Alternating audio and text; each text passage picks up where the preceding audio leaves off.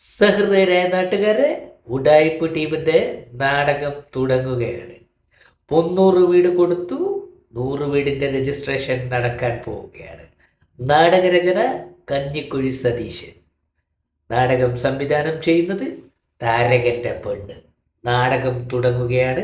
നാടകം തുടങ്ങുന്നതിന് മുമ്പ് രണ്ട് വാക്ക്. തെറി വിളിക്കരുത്. കാണിക്കുന്നത് കാണിച്ച തന്തയില്ലായ്മയാണ്. നാടകം തുടങ്ങുകയാണ്.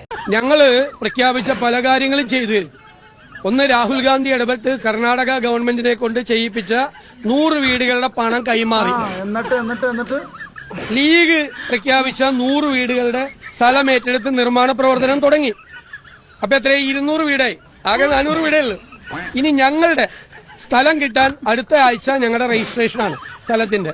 ആ രജിസ്ട്രേഷൻ കഴിഞ്ഞാൽ ഉടൻ തന്നെ 10 ദിവസത്തിനുള്ളിൽ പ്ലാൻ അംഗീകരിച്ച് ഞങ്ങളുടെ നിർമ്മാണ പ്രവർത്തനം ഞങ്ങൾ തുടങ്ങും. ഇതാണ് ഞങ്ങളുടെ മൊത്തം പറമ്പ്. 48 സെന്റ് ഇല്ല. അപ്പൊ 300 വീടാവും. ഒരു 20 സെന്റ് സ്ഥലം. അപ്പൊ ആകെ 400 വീടേ നിർമ്മിക്കേണ്ടേ ഉള്ളൂ.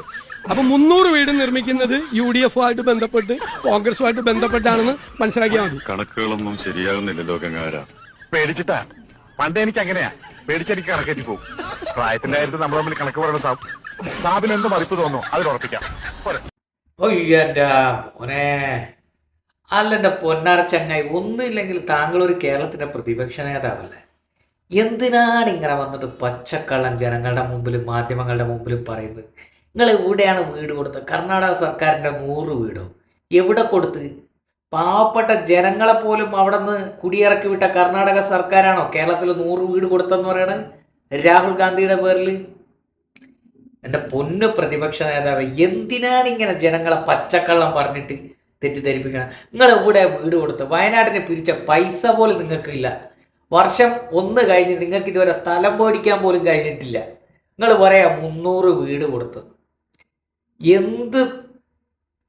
നിങ്ങളൊക്കെ എന്തിനാണ് ഇങ്ങനെ ജനങ്ങളെ പറ്റിക്കുന്നത്? നിങ്ങൾ എന്തിനാണ് ഈ കള്ളത്തരം പറയുന്നത്? നിങ്ങൾ കൊടുത്തിട്ടില്ല എന്ന് സത്യസന്ധമായിട്ട് പറയും. ജനങ്ങൾക്ക്, കേരളത്തിലെ ഒട്ടുമിക്ക ജനങ്ങൾക്കും, കേരളത്തിലെ 100% ജനങ്ങൾക്കും അറിയാം നിങ്ങൾ ഒരു വീട് പോലും കൊടുത്തിട്ടില്ല. നിങ്ങൾ പിരിച്ച പൈസ നിങ്ങൾ പുട്ടടിച്ചെന്ന് ജനങ്ങൾക്ക് മൊത്തത്തിൽ അറിയാം. എന്തിനാണ് ഇങ്ങനെ പച്ചക്കള്ളം ജനങ്ങളോട് പറയണത്? നിങ്ങൾ ഒരു വീട് കൊടുത്തോ?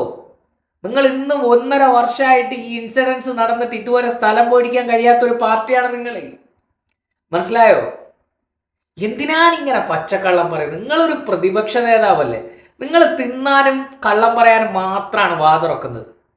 ഒന്നും തോന്നരുത് പ്രിയപ്പെട്ട സതീശൻ. സത്യമായിട്ട് നിങ്ങൾ കള്ളം പറയാൻ മാത്രമാണ് വാതുറക്കുന്നത്.